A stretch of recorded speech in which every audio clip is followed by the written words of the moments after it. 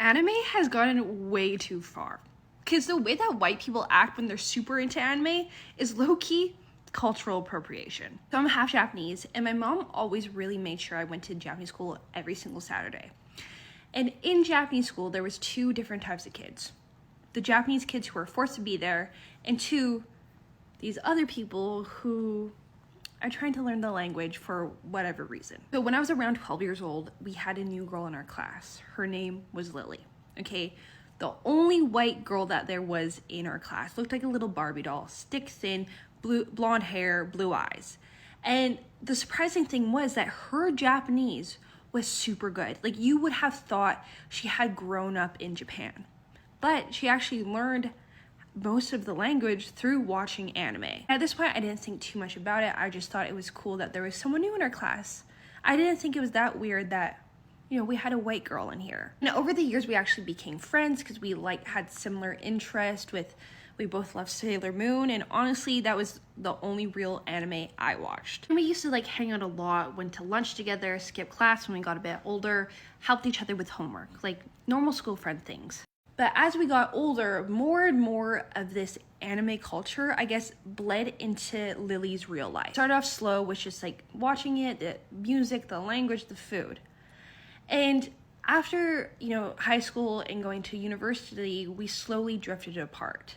Until one day she called me up, and when I saw her again, I could not believe my eyes. So last week she was like, "Hey Jackie, long time no see. Do you want to get, lunch together? Let's catch up."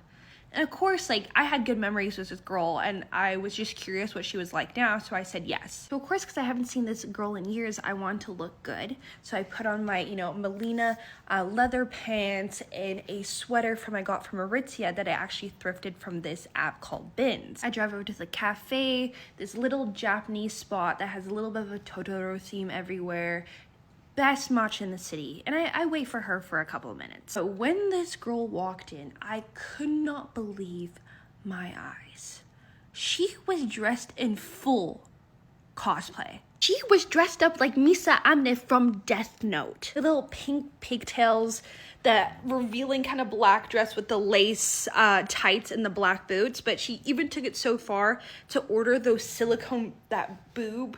Sure, if you've ever seen those, it's literally a silicone turtleneck with fake boobs connected to it. So she looked like she had anime titties. And honestly, I was too stunned to speak. So when she sat down, I literally was like, "Hi, long time no see. How are you? Oh my God, Jackie, I haven't seen you so long. How are you?" And the way that she's talking was the weirdest thing I've ever seen. I've only ever seen this in actual cartoons, emoting as if she was an anime character. I'm thinking, what has changed in the past 5 years that has made her act this way? She's catching me up on her life, and she was telling me that she did a foreign exchange program in university and she lived in Japan for a few years.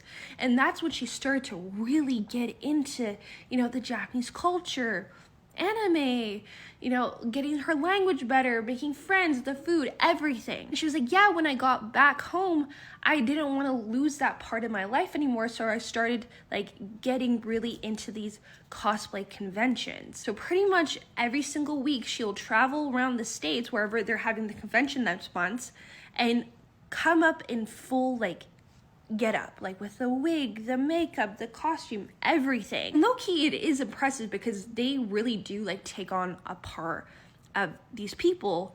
But the weird part is that at a certain point, when is it considered cultural appropriation? But for Lily specifically, she has gone past the point where she's just doing these costumes for fun.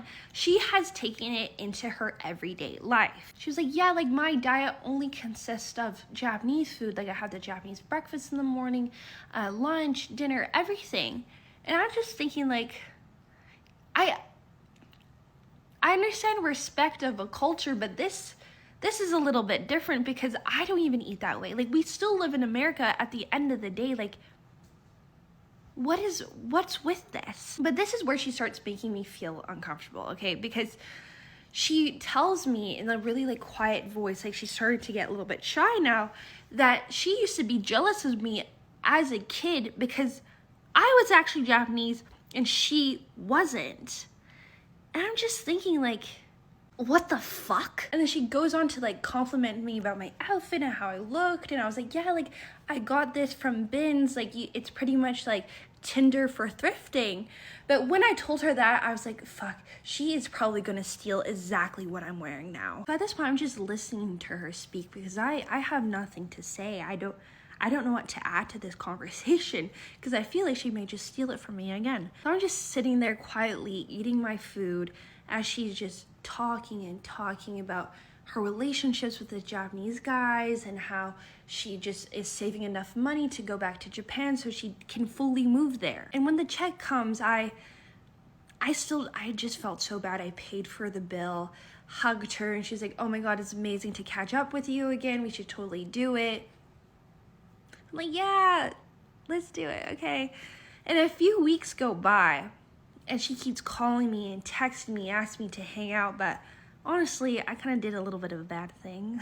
I ended up ghosting her because, you know what, I cannot have this type of person in my life. Like, I don't know how I was friends with her when I was a child, but this is a little bit too much for me. And honestly, I'm not trying to be friends with someone who isn't wanting to be friends for who I am, but trying to be friends with me because of my race.